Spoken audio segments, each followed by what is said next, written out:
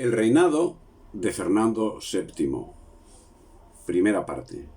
Capítulo de la conquista británica de España. La abdicación de Carlos IV y de Fernando VII a favor de Napoleón y la proclamación de José I Napoleón como rey de España dejó satisfecha a la oligarquía afrancesada, pero el pueblo optó por otros derroteros. Así, al reinado de José I, que no vamos a calificar peor que el de los Borbones, lo dejaremos diluido en el desarrollo del reinado del rey Felón, entregado, que no secuestrado.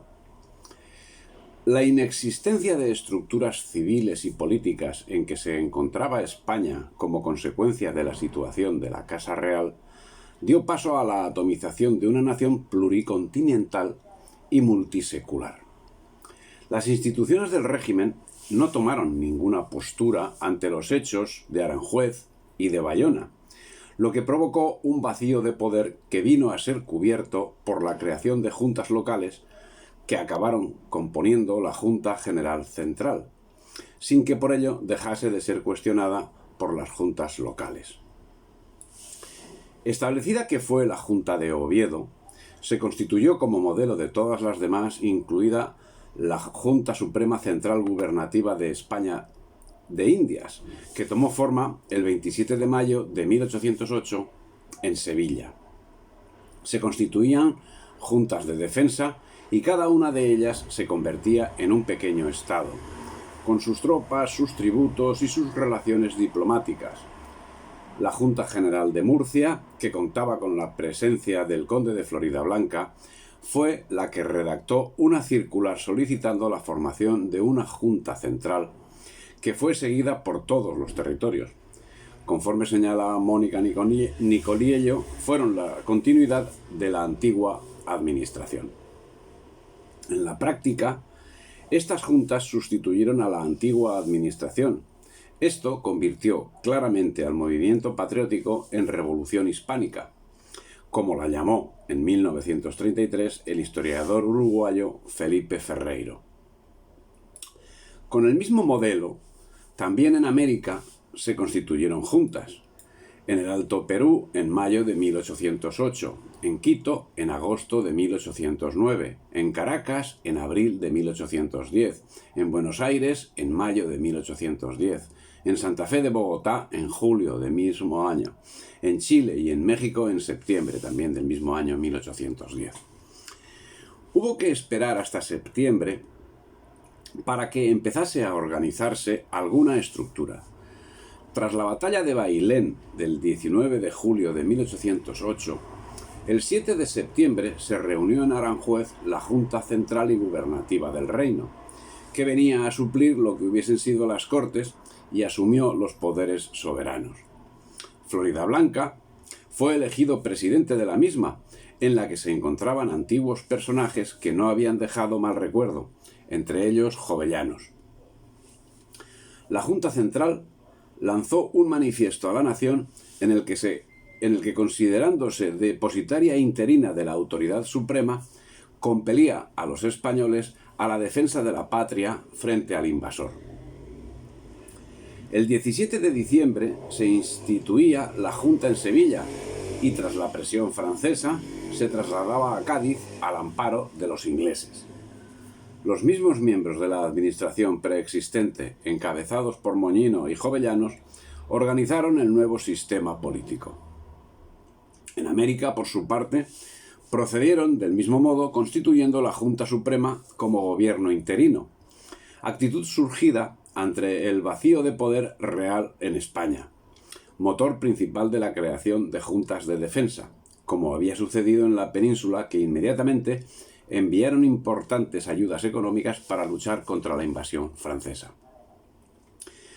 A nombre y como representante de nuestro soberano, el señor don Fernando VII, y mientras su majestad recupere la península o viniere a imperar en América, le encargaron sostener la pureza de la religión, los derechos del rey, los de la patria, y hará guerra mortal a todos los enemigos, principalmente franceses. Con tal actitud fueron desoídas las buenas palabras presentadas por los emisarios enviados por José I Bonaparte, flamante rey de España, coronado por su hermano Napoleón. Pero la realidad es que la invasión francesa y el sainete de Napoleón y los Borbones tenía el objetivo de disgregación de esa molesta España que durante siglos había mantenido el equilibrio en Europa y había evitado el imperialismo depredador de los europeos.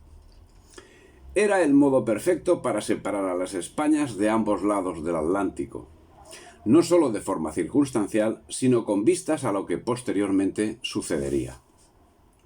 Por otra parte, la rebelión contra los franceses no fue un movimiento homogéneo, ni en la península ni en América. Había colaboracionistas, ya que, según el colombiano Indalecio Liévano Aguirre, la Revolución Francesa había sembrado su impronta. La Revolución Francesa engendró en Europa un nuevo y formidable poder, y la dinámica expansiva del mismo estaba destinada a destruir las últimas soldaduras simbólicas que prolongaban difícilmente la vida del Imperio español. Desde el momento en que Bonaparte se convirtió con todas sus limitaciones en el vocero de los radicales cambios ocurridos en la Revolución, en España se produjo una nueva distribución de las fuerzas políticas y Napoleón fue mirado como el símbolo de un orden nuevo, como la esperanza de quienes ambicionaban liberarse de las férreas ataduras del pasado. Un orden nuevo que significaba la destrucción de España. Un orden nuevo que había minado las estructuras sociales españolas, entre las que, como cáncer, se había instalado con aureola de progreso y de libertad. Liberales, masones, demócratas. José I Bonaparte contó con la ayuda de los llamados afrancesados. Entre ellos destacaron los duques de Híjar y el conde de Santa Coloma, así como funcionarios, entre los que sobresalían ministros como Cabarrús o Mazarredo, y multitud de funcionarios de provincias e intelectuales como José María Blanco, alias Blanco White, Meléndez Valdés y Leandro Fernández de Moratín. No obstante, no se puede achacar a la asonada francesa la ruina de la monarquía tradicional española, sencillamente porque para esa fecha la monarquía tradicional no existía. Para la labor de su aniquilamiento había transcurrido todo un siglo desde la Paz de Utrecht. Pero si el concepto de España no desapareció como un anacronismo en estos momentos, fue debido a la acción decidida del pueblo español, que se negó a morir. Fue el pueblo en armas quien dio un do de pecho alejado de la acción de los políticos, al que finalmente le faltó la debida dirección y posibilitó que lo que debía haber sido una guerra de liberación haya pasado a la historia eufemísticamente como la Guerra de la Independencia, cuando la triste realidad es que su denominación correcta sería Guerra Franco-Británica para la dominación de España, donde los españoles derramaron su sangre en beneficio de alguno de sus enemigos. Pronto se sucedieron las revueltas del pueblo, produciéndose levantamientos contra los franceses y formándose juntas soberanas, que recibirían instrucciones de Lord Holland. Las juntas autónomas proliferaban y atomizaban una nación que no tenía ninguna estructura, dando forma a un órgano federativo de las mismas. El problema que encontró el pueblo español en este momento, como en el actual, es la falta de cuadros y la falta de medios. El pueblo español supo sacar a relucir sus mejores cualidades bélicas y su ansia de sobrevivir. Y ante un hecho tan incuestionable, los mismos enemigos facilitaron los medios para conducir esas masas. En beneficio propio, naturalmente. Lo llevaron por la senda constitucional, como lo hacía Napoleón. Lo trasladaron por la senda del liberalismo, como lo hacía Napoleón. Lo arrastraron a la dependencia de potencias extranjeras, como lo hacía Napoleón. La diferencia estribaba es que, en vez de ser Francia la cabeza de la nueva etapa al frente de un ejército invasor, sería Inglaterra, el eterno enemigo, quien marcase la pauta con un ejército de mercaderes mercenarios, en gran parte procedentes del mismo pueblo español. Habrá quien ante semejante situación, y aun a despecho de ser calificado como afrancesado, prefiera la opción napoleónica. Por su parte, José Napoleón, el conocido con el desafortunado título de Pepe Botella, procuraba hacerse un hueco en una España dividida en dos sectores: la oligarquía afrancesada y el pueblo en armas.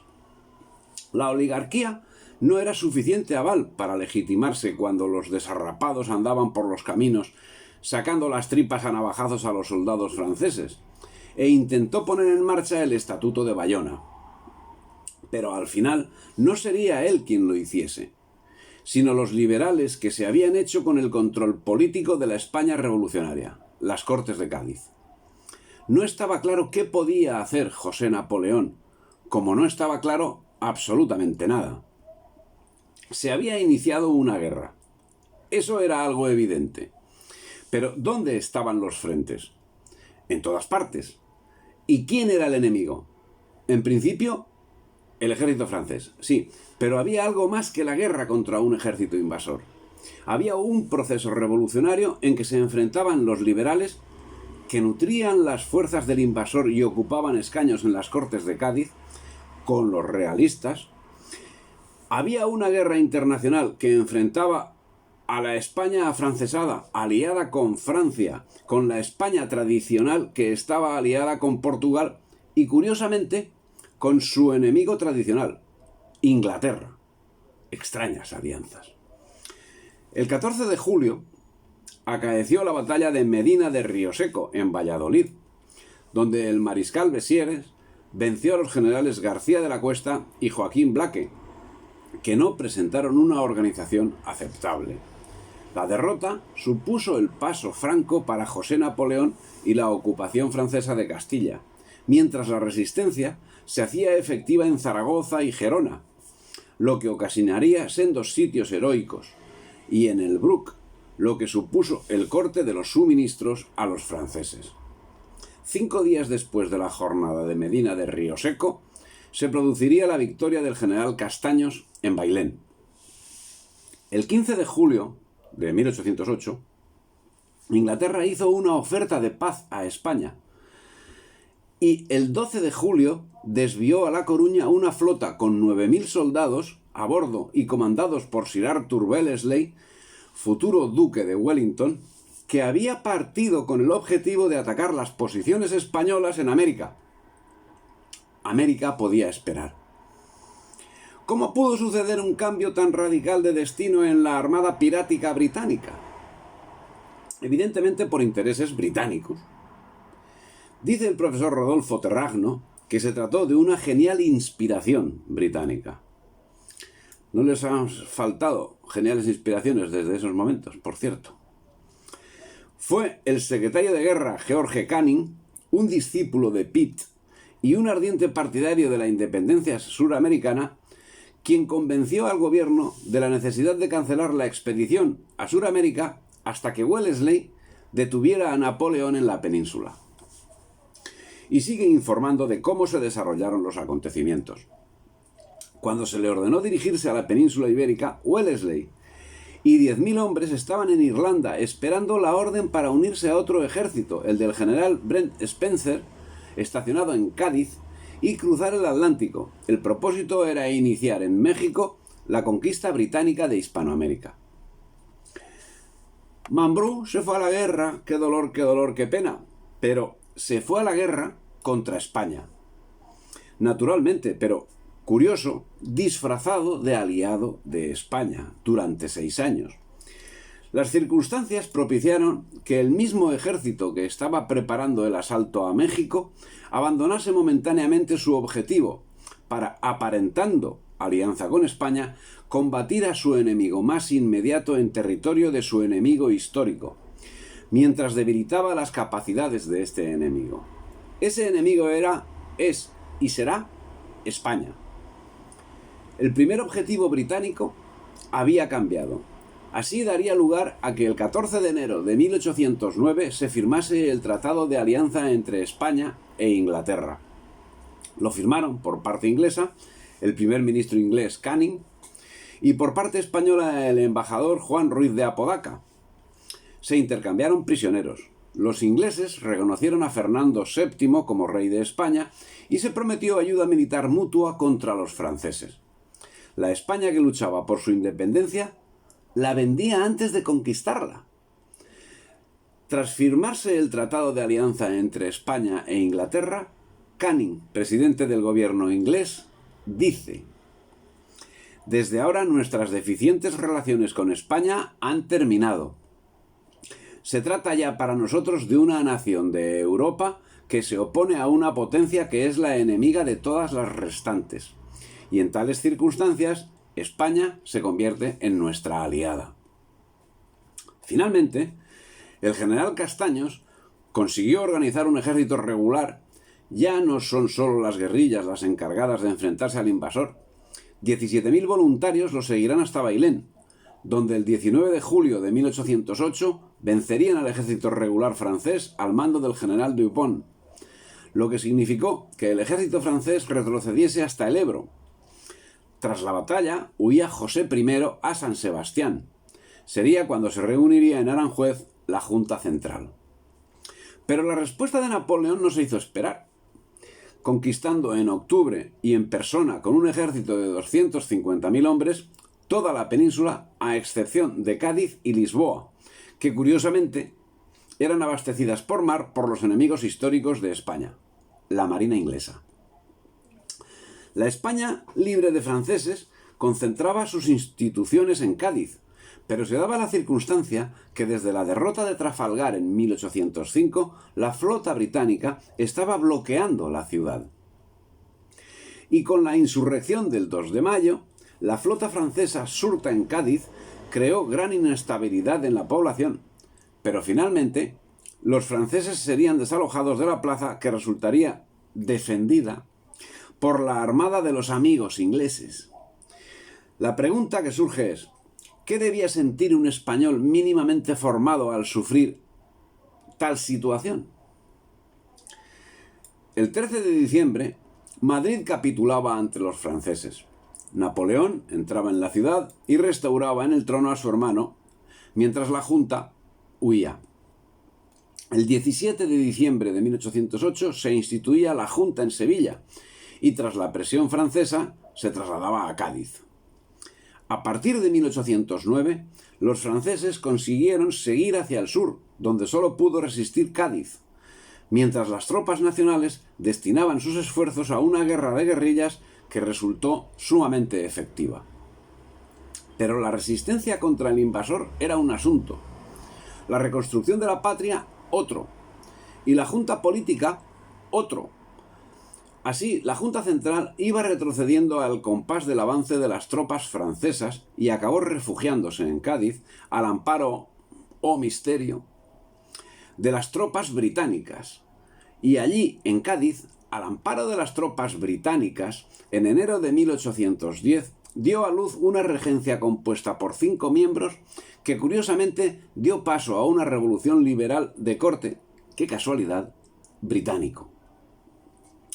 Con una situación de España donde ninguna institución sobrevivía, donde el pueblo se batía con el invasor enfrentando armas rudimentarias y estrategias improvisadas ante un ejército profesional con una jerarquía y una estructura que podía calificarse como la mejor del mundo en ese momento, el Consejo de Regencia, autoconstituido por liberales que más tenían en común con el invasor que con el pueblo que se le estaba enfrentando, convocó Cortes Generales para el 24 de septiembre de 1810 en Cádiz.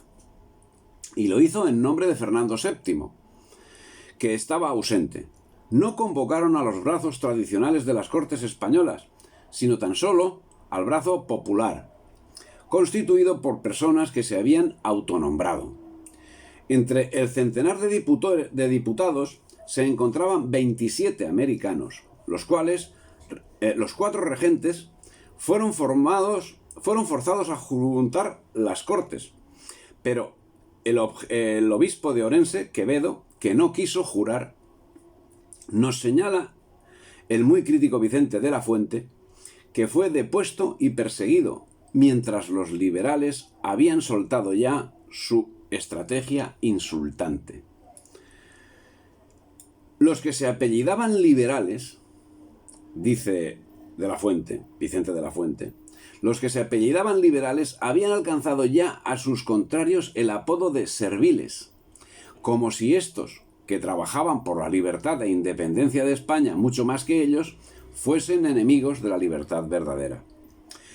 Continúa el historiador Bill Militano señalando que la prensa liberal actuó del mismo modo que lo que conocemos de la prensa actual.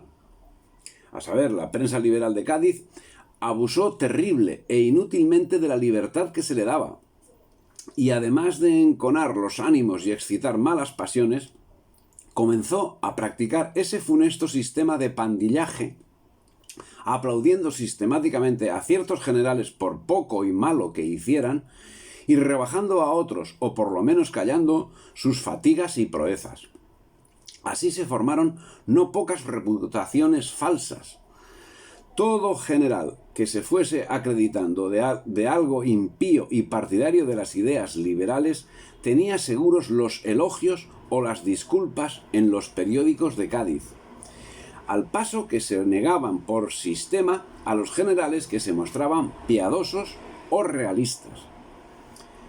Este ardiente aragonés, Vicente de la Fuente, que sufría el momento vívidamente, denunciaba algo que nos resulta muy común a los españoles del siglo XXI. Los liberales de Cádiz, charlando mucho y trabajando poco,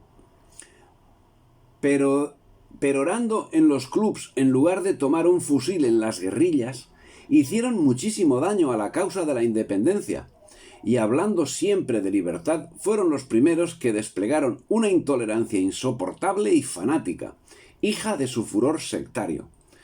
Los realistas principiaron a valerse de los mismos medios para combatir a los liberales, y a veces con tanta destemplanza que sobrepujaron a estos. Siguióse a estos la lucha en la prensa por medio de periódicos y folletos, escritos unos y otros con gran destemplanza y a veces grosería.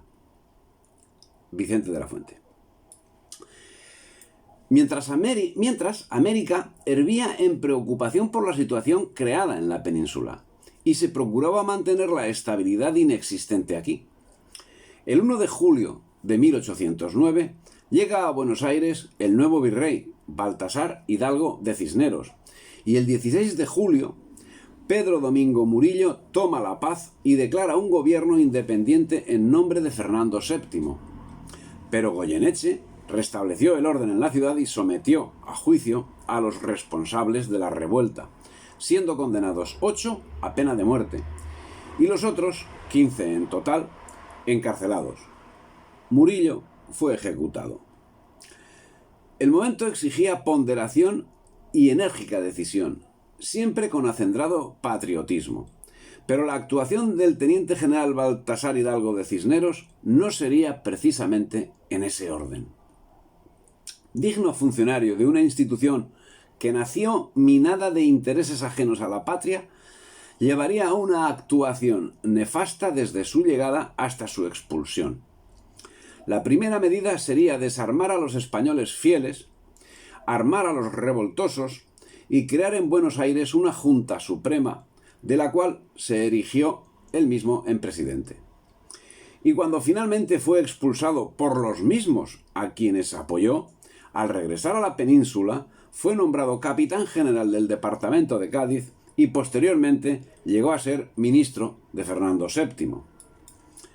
La suerte, está claro, estaba echada. Fuese cual fuese el resultado de la contienda, España quedaría fragmentada. En su mensaje anual al Congreso del 12 de diciembre de 1809, Napoleón proclamaba su deseo de que los virreinatos americanos se separasen de España y fuesen independientes. En 1810, ante la arrolladora progresión de los franceses, la Junta Central se disolvió por propia decisión, no sin antes conceder su autoridad a una regencia colectiva y llamar a una consulta popular que acabaría realizándose en Cádiz. Estos acontecimientos, de por sí desconcertantes y muestra de la descomposición nacional, tuvieron lógica repercusión en todo el territorio español, también en el que no estaba ocupado por el enemigo. Así ocasionaron grandes desconciertos en América, todo adobado con el añadido de la falta de noticias procedentes de la península. En medio de este desconcierto, la Junta de Caracas de 19 de abril de 1810 muestra su preocupación ante las noticias contradictorias llegadas de Cádiz, y argumenta: aunque según las últimas y penúltimas noticias derivadas de Cádiz parece haberse sustituido otra forma de gobierno con el título de regencia, sea lo que fuese de la certeza o incertidumbre de este hecho y de la nulidad de su formación, no puede ejercer ningún mando ni jurisdicción sobre estos países, porque ni ha sido constituido por el voto de estos fieles habitantes, cuando han sido ya declarados no colonos, una parte integrante de la corona de España, y como tales han sido llamados al ejército de la soberanía interina y la reforma de la Constitución Nacional, y aunque pudiese prescindirse de esto, nunca podría hacerse de la impotencia en que ese mismo gobierno se halla de atender a la seguridad y prosperidad de estos territorios y de administrarles cumplida justicia en los asuntos y causas propios de la suprema autoridad, en tales términos que por las circunstancias de la guerra y de la conquista y usurpación de las armas francesas no pueden valerse a sí mismos los mismos que compongan el indicado nuevo gobierno, en cuyo caso el derecho natural y todos los demás dictan la necesidad de procurar los medios de su conservación y defensa, y de erigir en el seno mismo de estos países un sistema de gobierno que supla las enunciadas faltas, ejerciendo los derechos de la soberanía que por el mismo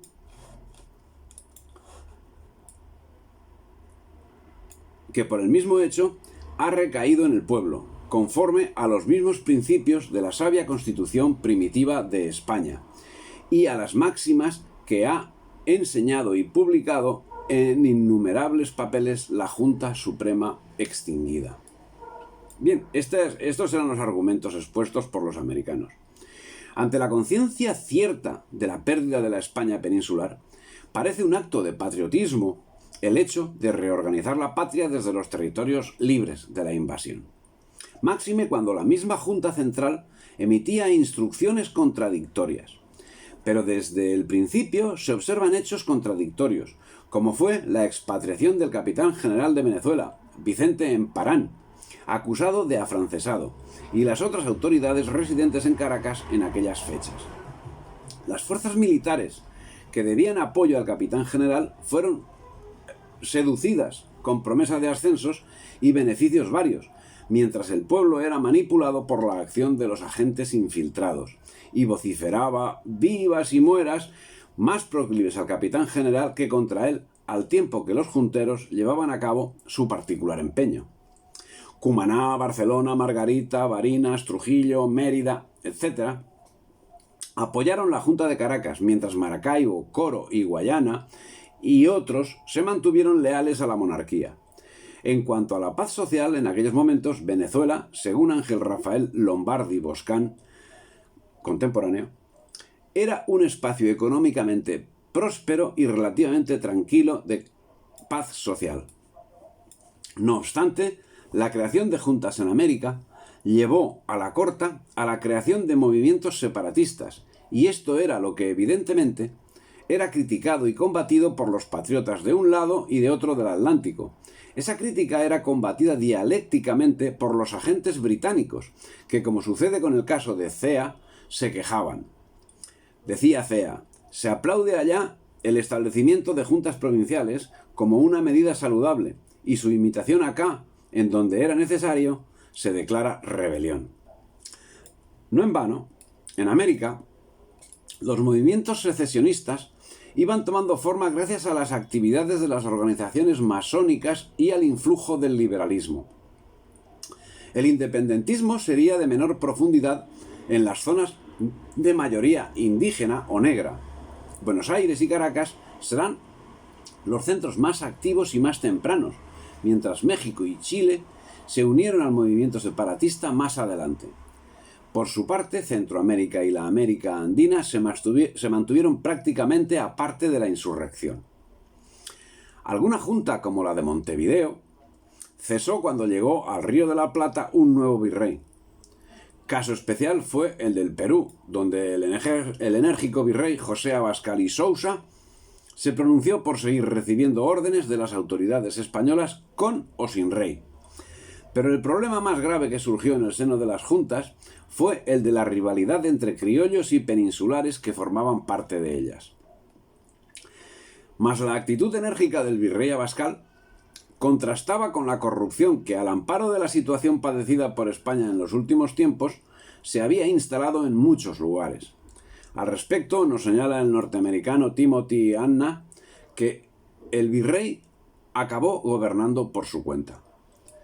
Entre 1808 y 1815, tanto el virrey Abascal como el gobierno peninsular hicieron repetidos intentos por disciplinar a la audiencia. En última instancia, el rey mismo intervino.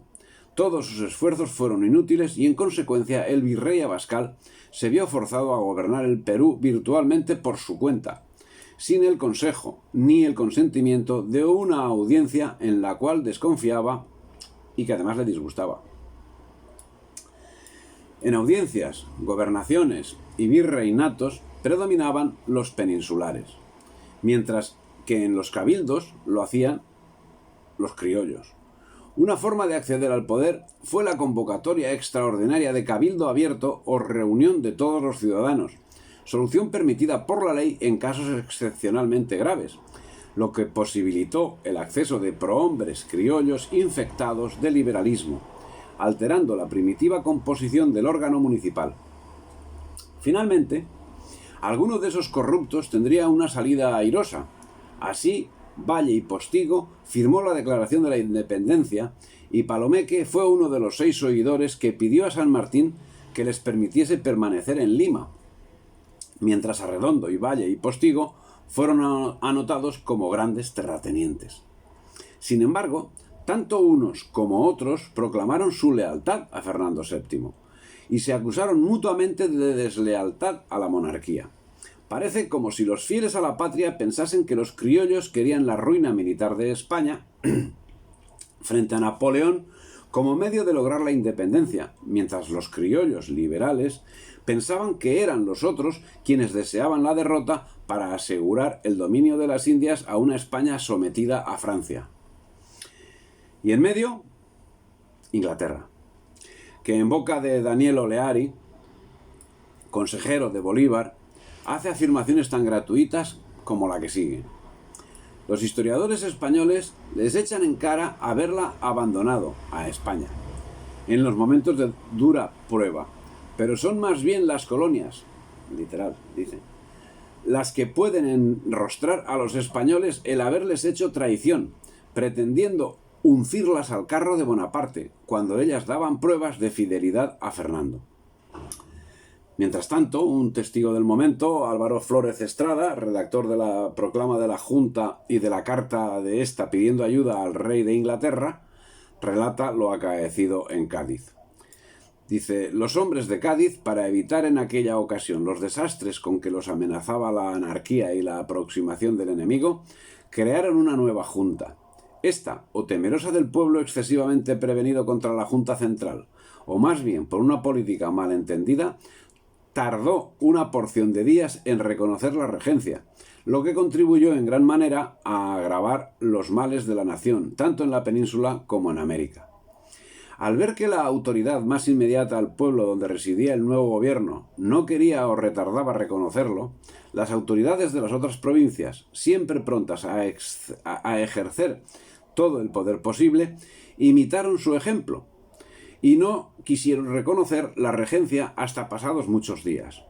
La Junta de Cádiz había cerrado el puerto a fin de que no pudiese salir embarcación alguna para la América hasta que los negocios de la península presentasen un aspecto más favorable, mas no cuidó cuando llegó el caso de abrirlo que solo saliesen los barcos correos sin más correspondencia que la de oficio para hacer ver que se hallaba establecido un gobierno legal y reconocido.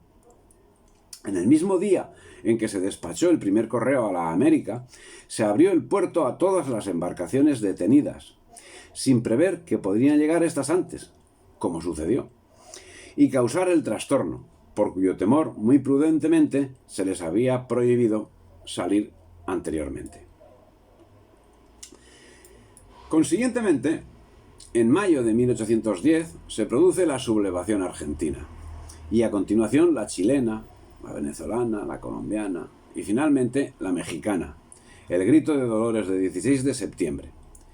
Aunque el sentimiento español era manifiesto, los agentes británicos ya habían tomado puestos de control y comenzaban a dar a la rebelión un cariz separatista. En relación a esta deriva, la prensa inglesa colaboraba. Así, en agosto de 1810, el Times de Londres escribía al respecto: esta mudanza en sus sentimientos no ha sido tanto por mejoría de su fortuna como por la experiencia que desde entonces han tenido de la perfidia y falta de fe de España, y el aborrecimiento que las crueldades atroces de los españoles han excitado en ellos contra este pueblo. De consiguiente, el tiempo de la negociación ya se ha pasado. Por cierto, el autor era Cea. Y las palabras apoyaban los hechos cuando el 8 de agosto de 1810 el Ministerio británico respondía a la petición de ayuda de los comisionados separatistas de Venezuela. La protección marítima de la Gran Bretaña contra la Francia será dada a Venezuela para que aquellas provincias puedan defender los derechos de su legítimo soberano y asegurarse contra los atentados del enemigo común. Una respuesta que es una obra maestra de la ambigüedad, al tiempo que una declaración de objetivos. Pero en América no hubo más. No hubo nada más flojo. Francisco de Miranda, quien a la sombra de Inglaterra ya llevaba años urdiendo un movimiento separatista, llegó el 11 de diciembre de 1810 a Venezuela en el buque de guerra Avon de la corona británica, cuando, según el masón grado 33 José Stevenson Collante, ya había sido investido jefe de la Junta Revolucionaria. Dice Stevenson que había aceptado el cargo de jefe de la Junta Revolucionaria de Caracas. Venía funcionando en esta ciudad una logia con el nombre de Sociedad Patriótica dependiente de la Gran Logia Americana de Londres, que orientaba a los hermanos patriotas revolucionarios agrupados con tan señalado propósito. También en 1810, en Buenos Aires, el virrey cedía el poder a la Junta Revolucionaria, y al año siguiente Simón Bolívar proclamaba la independencia de Venezuela, al tiempo que en México el cura Hidalgo hacía un amago de revolución y Paraguay se declaraba independiente. Por su parte, la masonería comenzaba a sembrar su labor por América. Bolívar, en un convite que dio en Caracas, proclamó altamente que debía sus triunfos a la protección de Lord Cochrane, inglés, gobernador de Martinica. Este personaje tendrá significación especialmente más adelante en el Pacífico. Curiosamente, el único amigo de España era en ese momento su único, perfecto y eterno enemigo, Inglaterra. Era, evidentemente, la sentencia de muerte de España. Una sentencia que, dadas las características del sentenciado, no significaría la muerte inmediata, sino que la aplicación duraría como mínimo 2 siglos. Pero su actuación no iba a dormirse durante ese tiempo. Así, el 5 de julio de 1811, y orquestado por los agentes británicos encabezados por Bolívar, Venezuela se declaraba independiente. Entre los argumentos expuestos se decía: los intrusos gobiernos que se arrogaron la representación nacional aprovecharon pérfidamente las disposiciones que la buena fe, la distancia, la opresión y la ignorancia daban a los americanos contra la nueva dinastía que se introdujo en España por la fuerza y contra sus mismos principios. Sostuvieron entre nosotros la ilusión a favor de Fernando, para devorarnos y vejarnos impunemente cuando más nos prometían la libertad, la igualdad y la fraternidad en discursos pomposos y frases estudiadas, para encubrir el lazo de una representación amañada, inútil y degradante. Bien, entre 1809 y 1811 en América no se produjo un levantamiento contra España, sino la desaparición del ejercicio de la autoridad. La desafección entre los distintos órganos de gobierno acabó desencadenando un enfrentamiento armado que devino en guerra civil, con una particularidad. Hasta 1813 no llegaron tropas desde España. La lucha se libró entre españoles que diferían en las ideas, los fieles a un rey que no podía reinar y que había traicionado a la patria, y los que no deseaban seguir las normas de una España dominada por el extranjero. El problema surgió por los enfrentamientos entre los muñidores de la Constitución de Cádiz. Los liberales, de un lado y otro del Atlántico, discrepaban en cuanto a la cuota de poder de cada uno.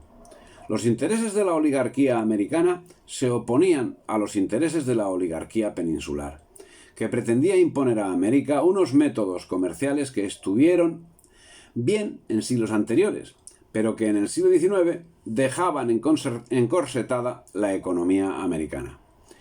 Entretanto, la guerra en la península, tras la victoria de Bailén, devino en una guerra de desgaste que se vio favorecida con la retirada de unidades francesas destinadas al frente de Rusia, lo que ocasionó no pocos problemas a la dominación francesa, ya que si bien el ejército francés dominaba la práctica totalidad del territorio nacional, menos Cádiz, se encontraba constantemente acosado por los ataques de la guerrilla. Esta situación propició que en 1812-1813 se produjesen sonadas victorias del ejército en los Arapiles, en Vitoria y en San Marcial, las dos primeras siendo comandante el adelantado británico, y la tercera acción del ejército de Galicia, que venció al general Soult, libró del desastre al ejército combinado hispano-portugués británico. Llegados a este punto, tras la batalla de San Sebastián, Napoleón se vio forzado a replantearse la situación en España, lo que provocó la firma del Tratado de Wannsee y la vuelta de Fernando VII. Por estas fechas, los políticos reunidos en Cortes habían redactado la que sería conocida como Primera Constitución Española, la Constitución de 1812, que fue conocida popularmente como la Pepa, por haber sido sancionada el 19 de marzo. En ella se definía en su artículo primero a la nación española: la reunión de todos los españoles de ambos hemisferios, siendo españoles todos los hombres libres, nacidos y avecindados en los dominios de las Españas y los hijos de estos.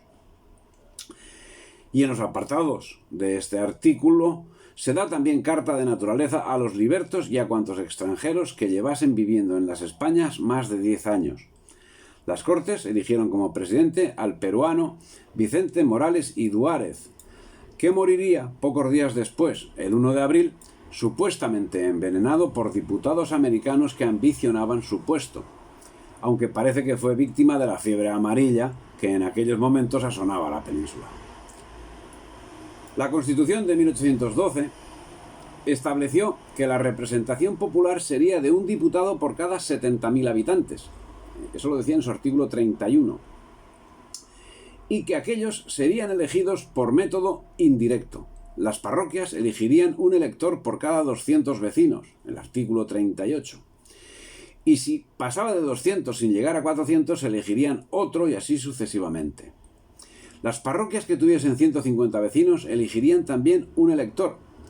Las disposiciones para la elección exigían que las parroquias con 20 vecinos eligieran un compromisario que se reuniría con las otras parroquias para determinar el elector, y las de menos debían unirse a otras para la elección del compromisario.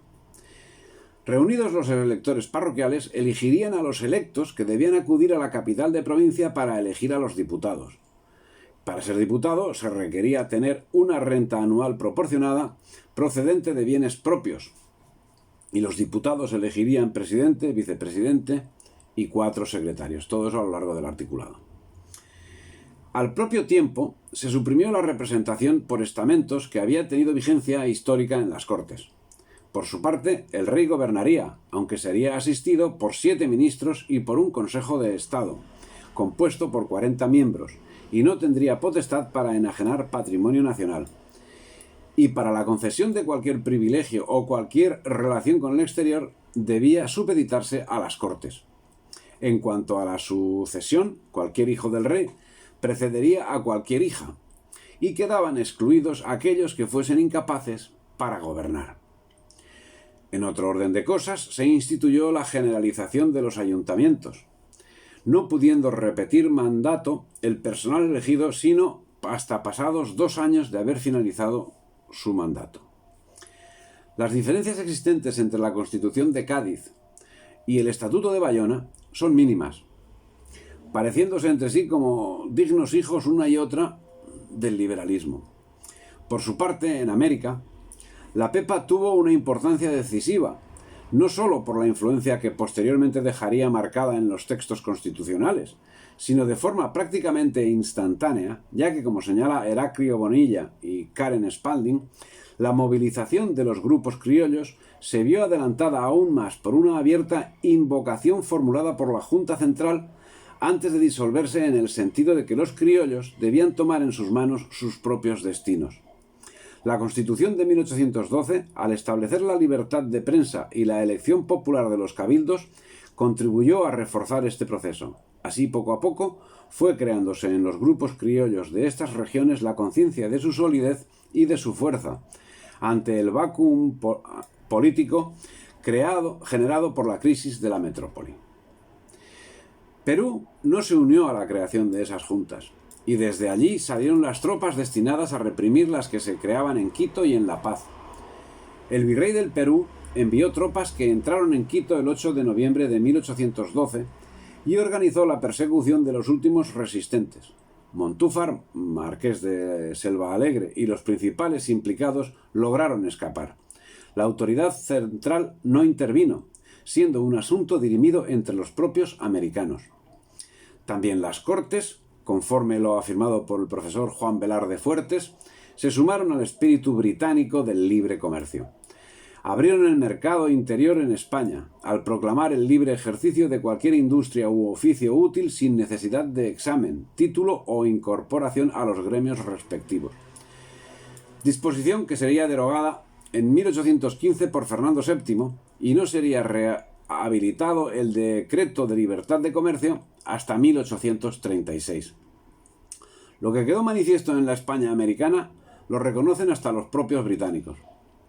Que las colonias no quisieron aprovecharse de la ocasión que los conflictos de España les presentaban es otra prueba de la fuerza de los lazos que todavía las unía a la metrópoli, y manifiesta también su generosa lealtad el modo de probarla en los momentos en que la península casi toda se sometía a la dominación extranjera. Eso lo dice el consejero y director de Bolívar, Oleari. Los años 1812 y 1813, tras ser retirados 50.000 soldados franceses, se dio el empuje final para la expulsión de estos.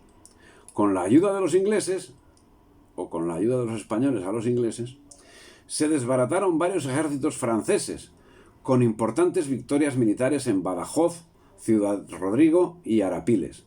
La guerra continuó hasta agosto de 1813. Tras la batalla de Vitoria de 1813, José I abandonó España, lo que indujo a Napoleón a firmar el conocido como Tratado de Valencé, firmado el 11 de diciembre de 1813, mediante el cual Napoleón, que se encontraba acosado, devolvía la titularidad de rey a Fernando VII, a quien sabía enemigo de los liberales, y con cuyo concurso tranquilizaba la situación militar francesa por el sur. A pesar del tratado, Fernando VII siguió en poder de Napoleón hasta marzo de 1814, y por otra parte, el tratado no tenía ninguna validez, ya que se requería la anuencia de las Cortes.